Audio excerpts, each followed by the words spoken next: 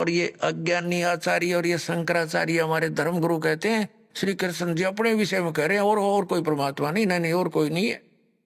इन्होंने आज 5500 वर्ष हो गए इस गीता, श्रीमद् भगवत गीता और पुराणों को और वेदों को लिपिबद्ध हुए, इन कख नहीं पता इसके बारे में।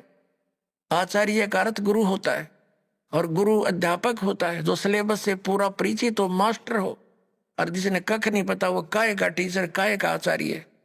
ये डबो दिया सारा देश, हिंदू समाज को इन्होंने भूत बनवा बनवा के फिर उनने की पूजा करवाते हैं, श्राद्ध निकलवा कर अपना पोषण करते हैं लोग। अपने आत्माओं, ये तो कंसेप्ट क्लियर हुआ कि श्रीमद् भगवत गीता अध्याय नंबर 18 के श्लोक नंबर 62 में और 66 में गीता ज्ञानदाता ब्रह्म है, सरपुरुष है, अपने से अन्य उस परम अक्षर ब्रह्म की शरण में जाने को कहता है। वो परम अक्षर ब्रह्म कौन है ये दास बताओगा। वो कबीर साहब है, वो काशी के अंदर धानक रूप में, जुल्हे रूप में आया था, जिसको एक कवि कह करके हमने उनका इतिहास बंद कर रखा था। ये परम अक्षर ब्रह्म है। उन्होंने 600 वर्ष पहले वो ज्ञान दिया था जो आज हमारे सदग्रंथों में विद्यमान है। और ये हमारे आचार्य और शंकराचार्य श्री शंकर देव श्री विष्णु जी को अजन्मा, अजरो अमर, इनके कोई माता पिता नहीं बताते। और पुराणों के अंदर इनके इतिहास में लिखा कि इनके माता पिता हैं, इनकी जन्म मृत्यु होती है और इनको ये भगवान बताते हैं। शिव पुराण के अंदर लिखा कि तुम ब्रह्मा और विष्णु तुम भगवान नहीं हो, तुमने अपने आप को भगवान मान लिया। अब पुण्यात्माओं, प्रसंग ये चला था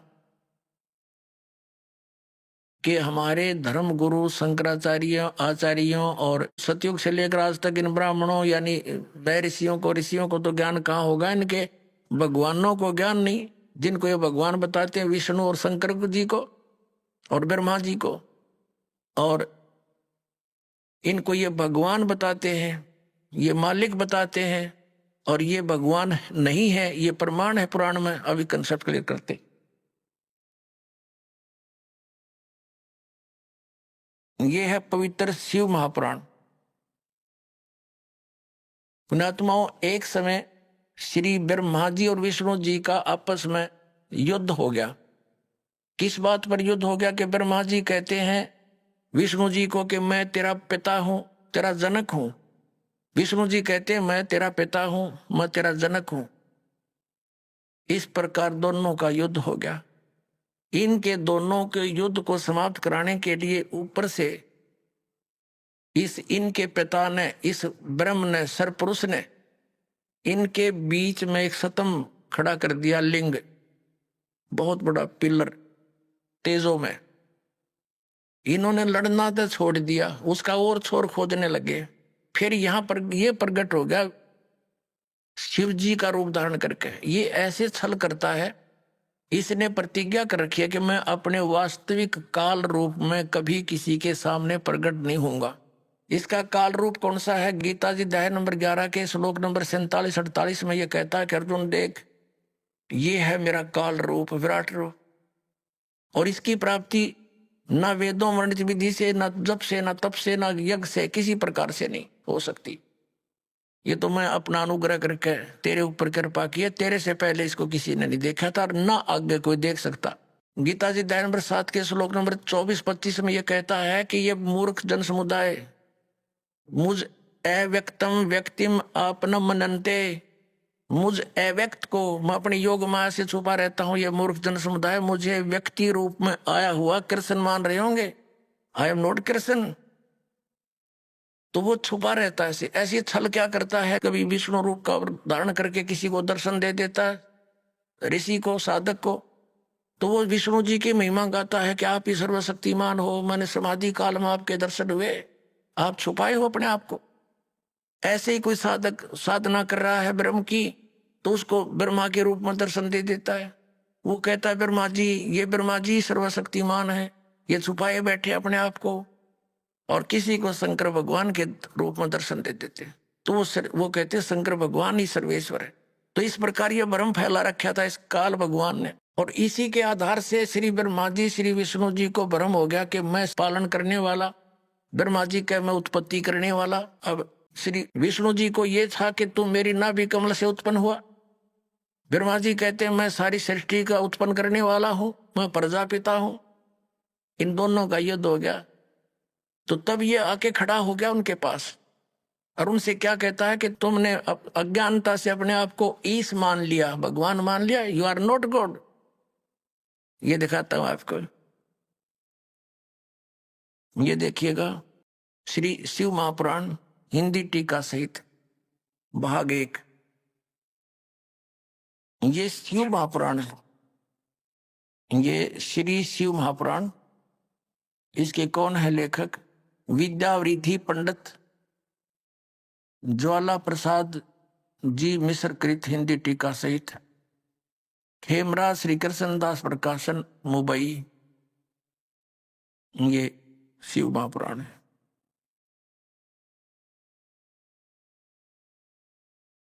इसके हम विद्वेश्वर संहिता पे पहुंचते हैं। ये देखिएगा, ये 11 पृष्ठ विद्वेश्वर संहिता शिव पुराण अध्याय 6 में। यहाँ पर नंदी केश्वर यानी वो नंदी बैल बता रहा है भगवान शंकर का। नंदी केश्वर बोले कि हे योगेंद्र, एक समय विष्णु भगवान शेष सैया पर अपने गरुड़ आदि पार्षदों के से संयुक्त लक्ष्मी सहित शयन करते थे। उस समय ब्रह्म ज्ञानियों में श्रेष्ठ ब्रह्मा जी अपनी इच्छा से वहां आए।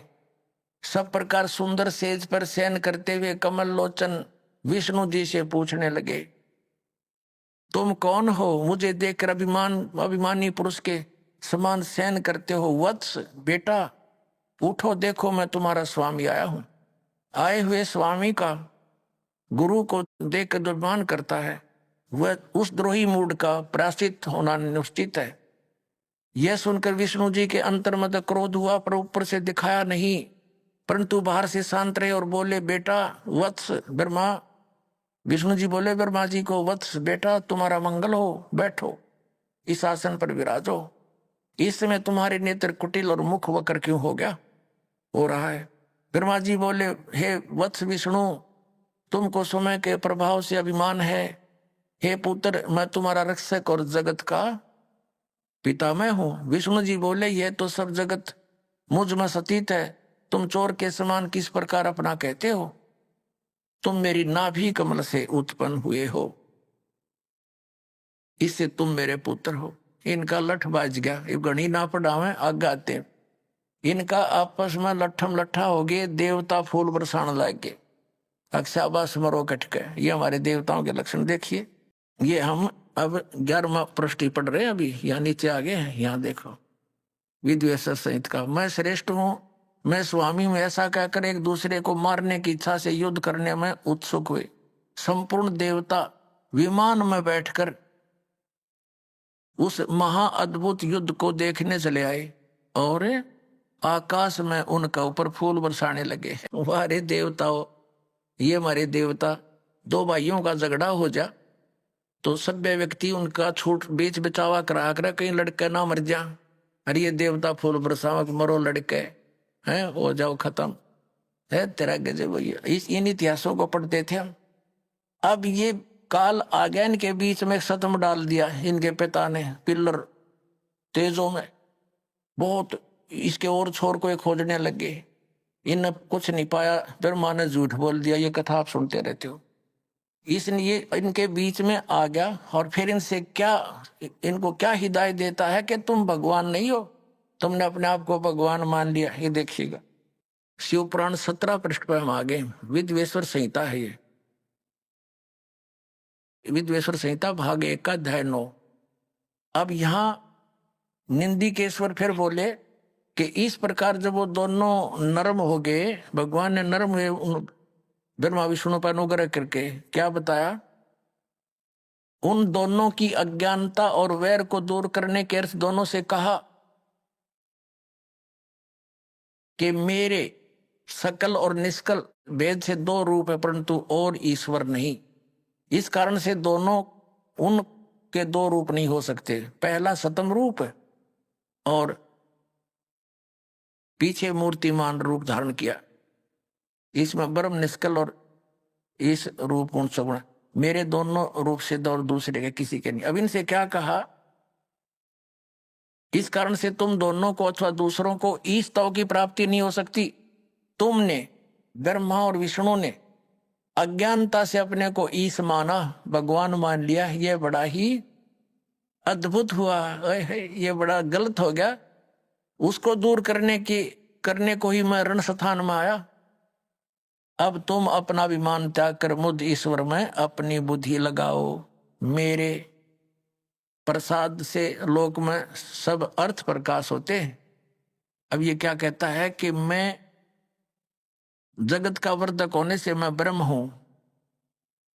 आप आगे दिखाता हूं आपको, ये प्रश्न नंबर 18 पर देखिएगा, पहले ये देखेंगे अध्याय नंबर 10 का, और यहां हम आ जाते हैं। हे पुत्रो, ब्रह्मा और विष्णु को कह रहा है, इनका पिता ये ब्रह्म काल रूपी ब्रह्म सरपुरुष, हे पुत्रो, यह कृत आपने तप से प्राप्त किया है, जिसको सृष्टि की उत्पत्ति और प्रलय पालन कहता है। विष्णु और ब्रह्मा जी को इनका पिता ये काल कह रहा है कि तुमने ये कृत आपने तप से प्राप्त किए हैं, जो कि सृष्टि की उत्पत्ति और पालन कहता है, जो मैंने प्रसन्न होकर तुम्हें दिया। इसी प्रकार दूसरे दो कृत रुद्र और महेश को प्रदान किए,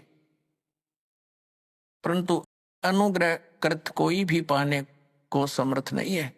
अब इसमें दास तो कहना चाहता था कि दो तो ये ब्रह्मा विष्णु हो गए, और रुद्र और शिव ये दो नारे हो गए, ये चार हो गए, और पांचवा ये बोल रहा है, ये पांचवा जो बोल रहा है ये इनका पिता है, ये सरपुरुष है, और वहां ये शिव रूप में खड़ा हो गया इनके पास आके।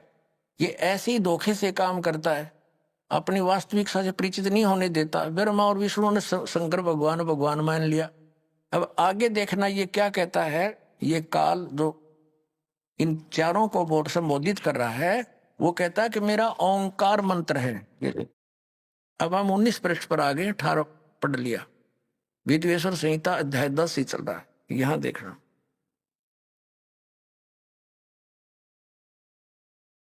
यहां इस कारण उस ज्ञान की सिद्धि के निमित्त ओंकार नामक मंत्र जप करो, अभिमान को दूर करने वाला है, सोई निज मंत्र उपदेश करते हैं। यह ओंकार मेरे मुख से उत्पन्न होने से मेरे ही रूप का बोधक है, महामंगल करने वाला है। यह वाचक है, मैं वाच्य हूं। यह मंत्र मेरा आत्मा है, उसके स्मरण से मेरा स्मरण होता है। उत्तर के मुख से आकार, पश्चिम के मुख से उकार, दक्षिण के मुख से मकार, पूर्व के मुख से बिंदु, मध्य के मुख से नाद उत्पन्न हुआ। इस प्रकार 5 प्रकार से यह निर्गत हुआ। वह सब एक होकर ओम ऐसा एक अक्षर हो जाता है। यह सब नाम रूपात्मक। अब कहने का भाव यह है कि ये ओम एक अक्षर इस ब्रह्मा विष्णु महेश के पिता का है। ये हो गया स्पष्ट। अब हम आते हैं पुनः